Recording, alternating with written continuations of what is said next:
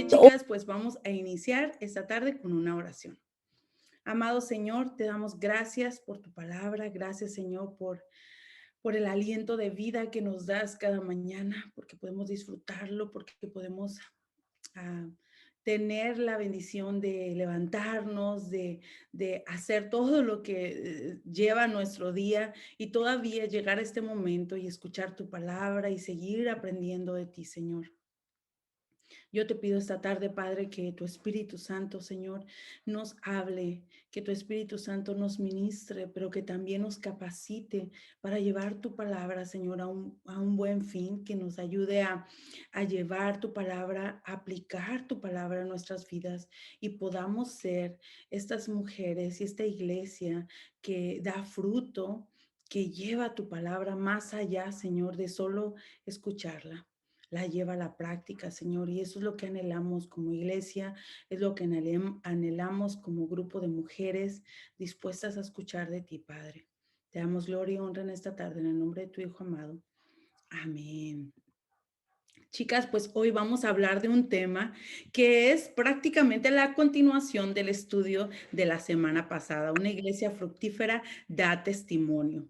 La semana pasada tuve el privilegio, la bendición y la dificultad, porque a veces es muy difícil hablar de uno mismo, de compartirles un poquito de lo que el Señor ha hecho en mi vida. Fue muy poquito, fueron 5 minutos solamente de una vida de 30 y cúbole de años. Y pero de muchas experiencias y de muchos momentos que Dios ha transformado en mi vida. Y el tema de hoy está súper conectado, alineado al tema de la semana pasada. Una iglesia fructífera da testimonio. ¿Qué es el testimonio? Bueno, pues el testimonio en el diccionario bíblico nos dice que es la descripción que hace un creyente que de su experiencia personal en cuanto al impacto de Jesús y la nueva vida que él trae. Usando con sabiduría y poder, el testimonio es una parte importante de la evangelización y condición de su eficacia. Hay una historia detrás de todas ustedes y detrás de mí, como les platiqué la semana pasada. Cada uno tenemos nuestra historia. Ninguna es mejor que la otra. Tampoco una es peor que la otra. Para cada una de nosotros las experiencias de vida han sido duras y es duro para mí. A lo mejor por ustedes no, ustedes han vivido otras cosas más duras y ustedes dicen esto es lo peor. Y cada uno tenemos experiencias diferentes, pero cada una de ellas significativas. No debemos de minimizar las experiencias de otros. A cada una de esas experiencias nos han llevado a moldear este ser humano que somos. Con un testimonio unimos dos cosas. Uno, la experiencia de vida, junto con el plan de Dios. Es cuando se conecta la eternidad con nuestra realidad. Y ahí es donde entonces comienza una vida con propósito. Comienza una vida con una visión clara hacia dónde nos dirigimos y por qué nos dirigimos hacia allá.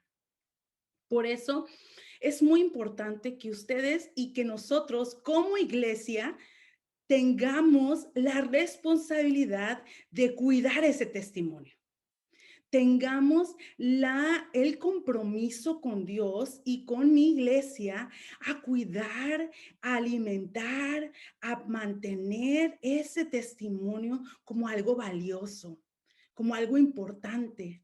Porque Pablo nos decía en una de sus cartas que nosotros somos libros abiertos, cartas abiertas. Recuerda que nos recomendamos con nuestras obras, con lo que hacemos. Y entonces el testimonio de aquellas personas, de todos nosotros, de la iglesia fructífera, de ti y de mí, es tan valioso porque es lo que tú presentas ante otra persona, es lo que tú eres ante otra persona.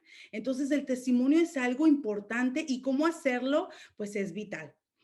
Revisar nuestra vida para encontrar el plan de Dios es una tarea muy difícil y muchas veces dolorosa, pero es ahí donde encontramos el valioso y poderoso testimonio de vida. Nosotras, para lograr tener este testimonio ante los demás, tenemos que echarnos un vistazo a nuestro pasado.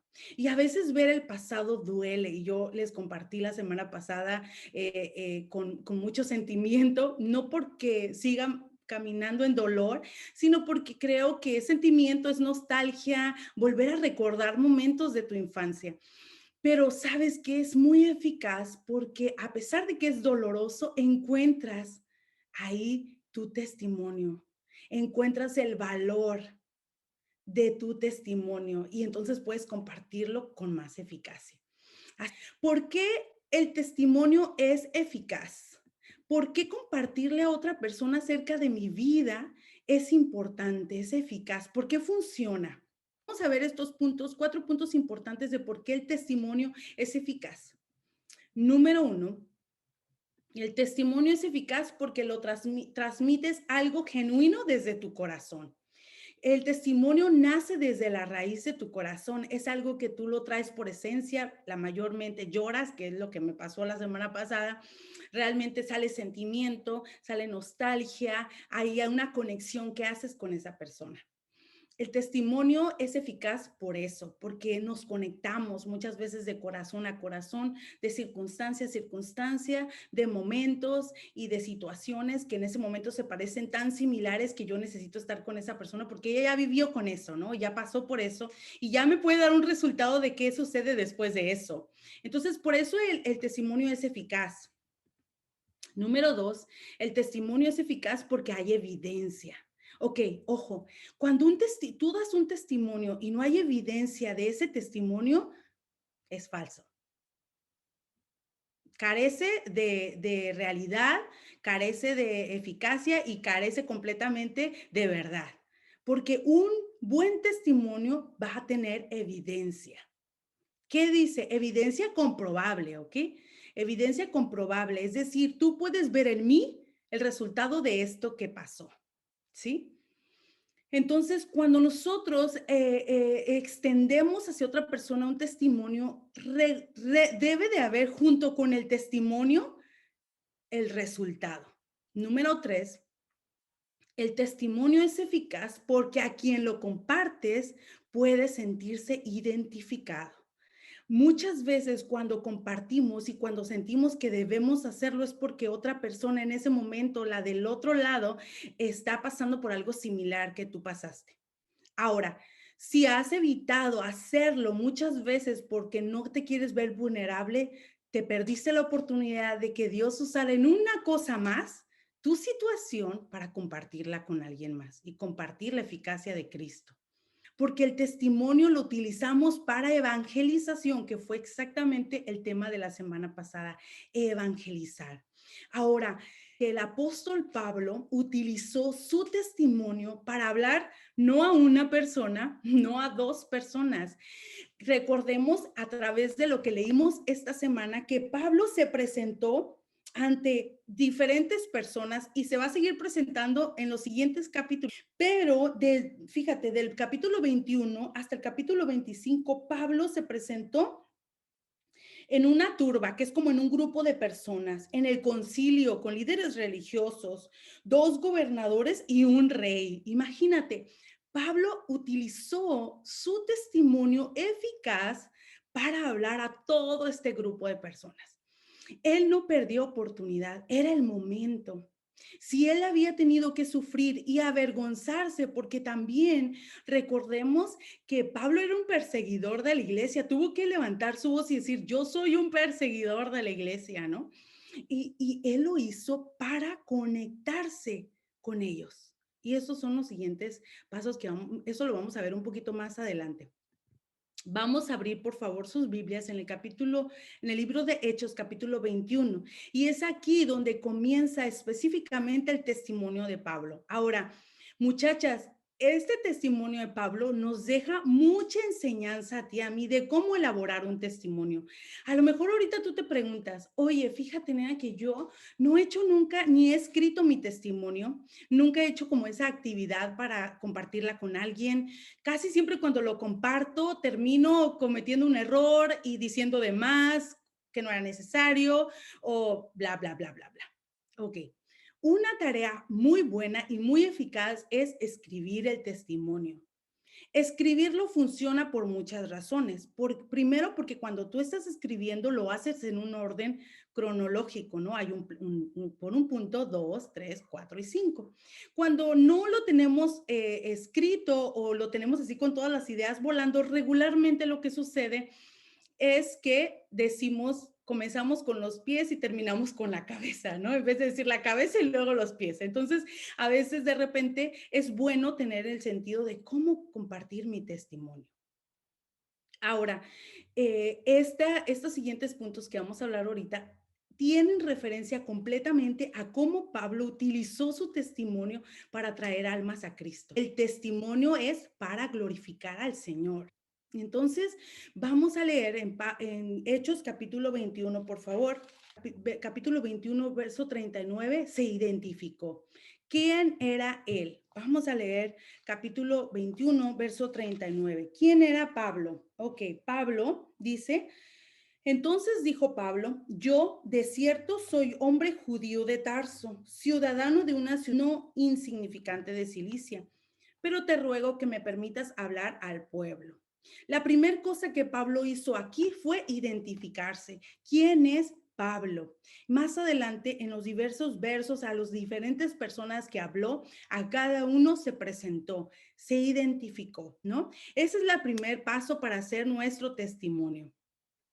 Número 2, una comunicación eficaz. Capítulo 22, versículo 2. Mira lo que hizo Pablo. Dice, y al oír que les hablaba en lengua hebrea, guardaron más silencio. Y él les dijo, Pablo utilizó una comunicación eficaz en cómo ellos hablan, en su lengua. Ahora, ¿cómo podemos aplicar nosotros cuando hablamos nuestro testimonio a otros? Comunicarnos como ellos hablan. A veces queremos hablar así, todas con palabras redundantes y como con toda la intención de vernos así súper estudiadas y súper preparadas, pero a veces tienes que hablar desde el corazón. Soy esto, le estoy hablando, a lo mejor le quieres compartir tu testimonio a una joven, pues le tienes que hablar como es una joven, ¿no? Con sus palabras, con su forma de comprender, a un niño, bueno, a veces pues a un niño podemos hablar con palabras muy cortas, muy precisas y muy sencillas. Entonces, una comunicación eficaz es importante. Si yo me paro y pongo a leer aquí, a hacer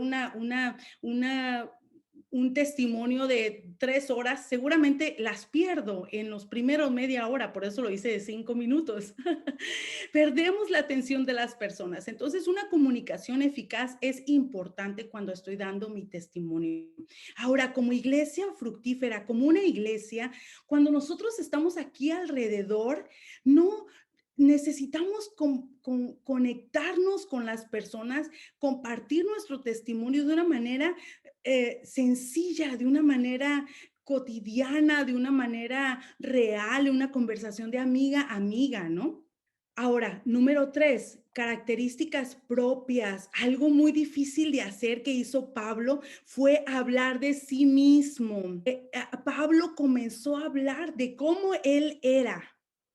Y eso a veces nos cuesta trabajo, más como mujeres. No queremos decir que, no sé, que estábamos caminando en la esclavitud de los celos, de la envidia, del enojo, de la ira. No, hombre, si yo digo eso, agárrate. ¿Cómo crees que voy a decirle eso a esa persona si esa persona cree que yo soy una santa y que siempre he sido santa, ¿no?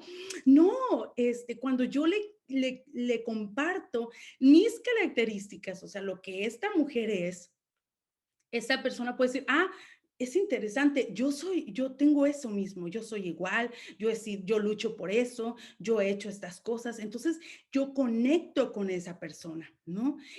Como iglesia, cuando estamos aquí alrededor, imagínate cuando empezamos a actuar de una manera donde sientes que eres superior, que estas personas que tú eres mejor que las personas no se pueden conectar contigo. Como iglesia necesitamos conectarnos con las personas genuinamente. Esta es quien soy yo. Y todavía tengo mis batallas, tengo mis pruebas, tengo mis dificultades, no he llegado a la perfección, pero Cristo me ayuda, ¿no? Entonces me conecto con esa persona, con la persona genuina que soy. No trato de aparentar algo que no soy. Y eso es lo que Pablo hizo, conectarse con ellos. Vamos a leer el versículo 22, del 3 al 5. Dice, yo de cierto soy judío, nacido en Tarso de Cilicia, pero criado en esta ciudad, instruido a los pies de Gamaliel, estrictamente conforme a la ley de nuestros padres, celoso de Dios, como hoy lo sois de vosotros. Perseguía yo este camino hasta la muerte, prendiendo y entregando en cárceles a hombres y mujeres. Como el sumo sacerdote también me es testigo y todos los ancianos de quienes también recibí cartas para los hermanos y fui a Damasco para traer presos a Jerusalén, también a los que estuviesen allí, para que fuesen castigados. Pablo estaba compartiendo su condición, cómo, en qué momento de su vida se encontraba. Perseguidor de la iglesia, celoso de la iglesia. Ustedes mismos, les dice, me mandaban cartas para ir por ellos, ¿no? Pablo está exponiendo su condición, por muy vergonzosa que ésta fuese. Pablo utilizó ese momento para hablarle a estos hombres. Número 5. Y aquí vemos lo milagroso de todo y es la experiencia con Dios. ¿Qué sucede cuando Dios trae a Pablo? ¿Qué sucede cuando Dios te trae a ti y dice, sí, tú eras esto, hacías esto, pero ahora eres esto? ¿Sí? ¿Qué momento crucial en tu vida viste que Dios te cambió, te transformó y te habló? Esa es tu experiencia con Dios. Pablo en Hechos capítulo 22, vamos a leer adelante el 6 en adelante, dice, pero aconteció que yendo yo al llegar cerca de Damasco, como a mediodía, de repente me rodeó mucha luz del cielo y caí al suelo y oí una voz que me decía, Saulo, Saulo, ¿por qué me persigues? Yo entonces respondí, ¿quién eres, Señor? Y me dijo, yo soy Jesús de Nazaret, a quien tú persigues. Y los que estaban conmigo vieron a la verdad la luz y se espantaron, pero no entendieron la voz del que hablaba conmigo. Y dije, ¿qué haré, Señor? Y el Señor me dijo, levántate y ve a Damasco y allí se te dirá todo lo que está ordenado que hagas. Esa fue la experiencia de Pablo con Dios. Fue ese momento de un parteaguas en su vida donde fue su pasado conectándose con su momento, con su realidad, con Dios, diciendo, Pablo, ¿qué pasa contigo? Me estás persiguiendo, ¿no? Y a lo mejor ahorita estás llegando a tu mente ese momento. ¿Cuándo fue cuando Dios te dijo, hey, ya, aquí estás peleando contra mí, ríndete? ¿Cuándo fue Dios que llegó ese momento, ese encuentro contigo que dijo, ya, deja que tengo algo para ti? Pablo compartió esa experiencia. Y número 6, el milagro de tener un encuentro con Dios, muchachas.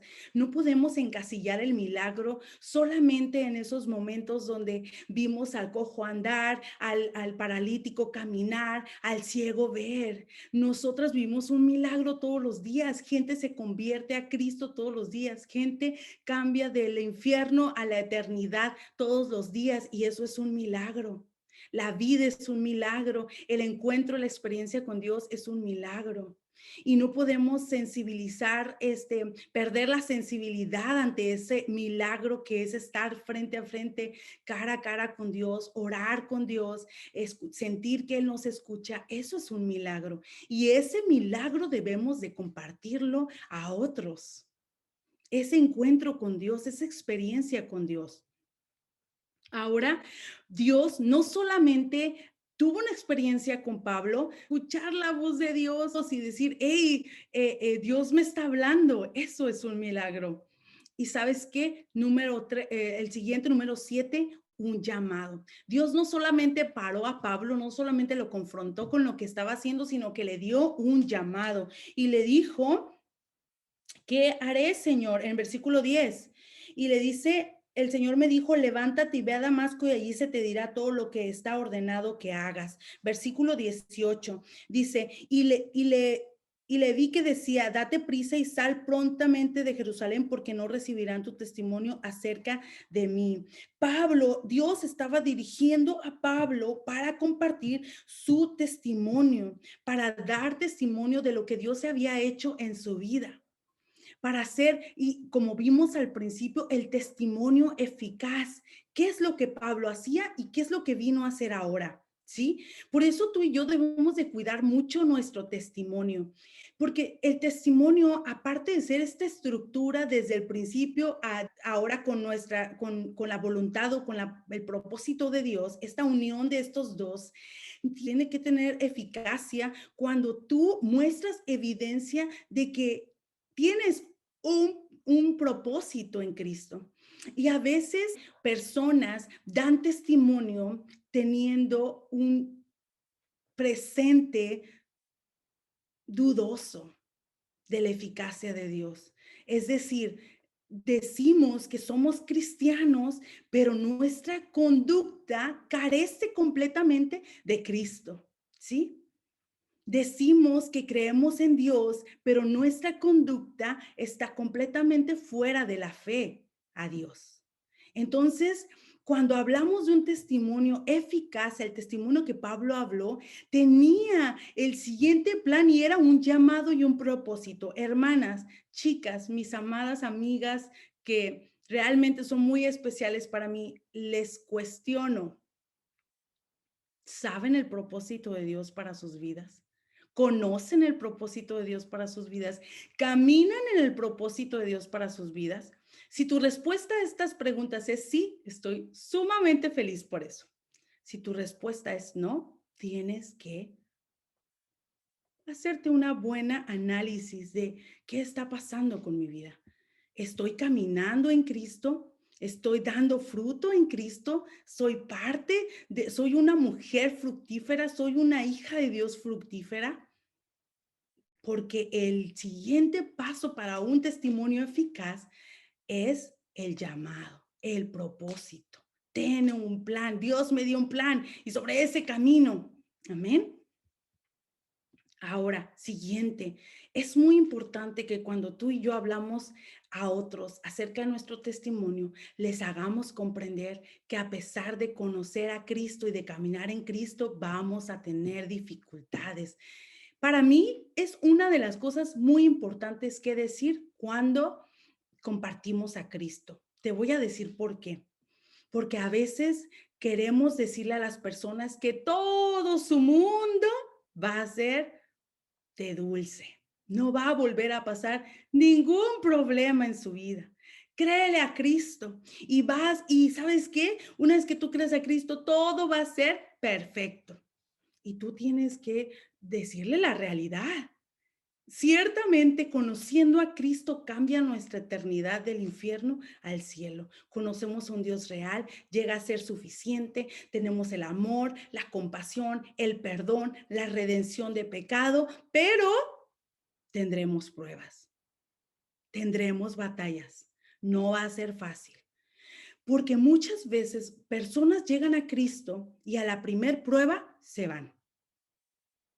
Esto está muy difícil. Esto es muy complicado. Yo no quiero pasar por esa situación. Y entonces no hay la comprensión, el conocimiento de la batalla, ¿sí? Y nosotros tenemos que complementar nuestro testimonio con eso, decirle a esa persona, hey, seguir a Cristo va a costar, porque el Señor dijo, el que quiera seguirme, tome su cruz y sígame. Tomar la cruz es un peso, es una responsabilidad, toma esfuerzo. Entonces, cuando la persona piensa que todo va a ser muy bueno y que nada de batallas van a venir, cuando vengan esas batallas, va a renunciar. Esto no me lo dijeron en las cláusulas de contrato. A mí no me dijeron que las cosas iban a ser difíciles, entonces, con permiso, esto no me gusta, yo no estoy de acuerdo, adiós.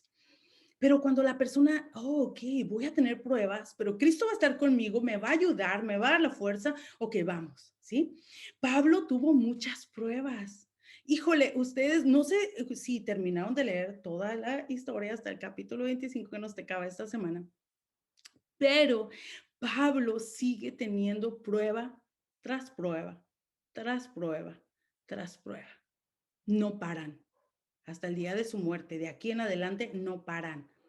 Se sigue presentando entre otras y otras y otras y otros personajes. Versículo 22. Y le oyeron hasta esta palabra. Entonces alzaron la voz diciendo: quita de la tierra a tal hombre, porque no conviene que viva. Esto es lo que gritó la gente cada vez que Pablo daba su testimonio. Sufrimiento, dolor, lo golpearon, lo azotaron, y lo aprendimos esta semana que él dijo: hey, ¿qué onda?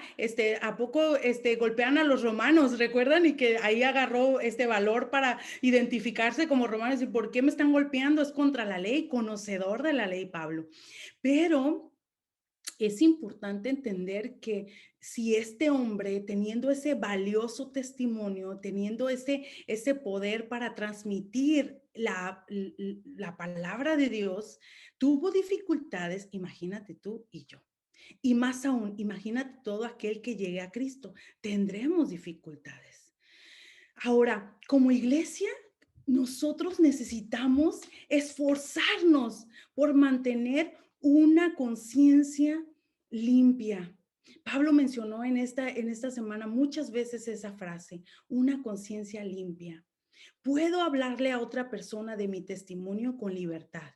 Tengo evidencia para decir que Dios es eficaz. Muchas veces no nos atrevemos a dar nuestro testimonio porque lo que hemos hecho ahora denigra completamente lo que estoy hablando con mi boca. A veces puedo decirle a una persona: camina en libertad, Cristo te libera, y tú sigues caminando en esclavitud.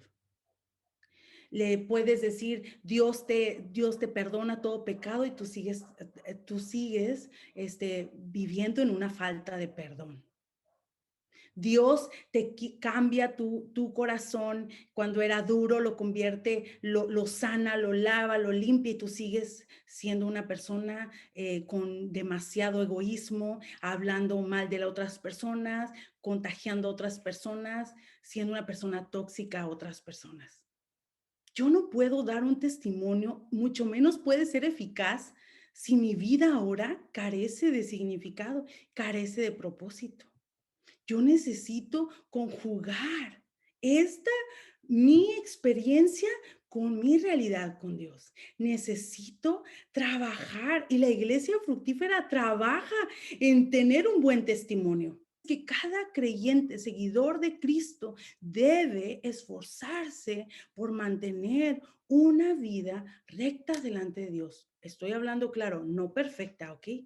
Recta delante de Dios. ¿Qué quiere decir esto? Era como el corazón del salmista.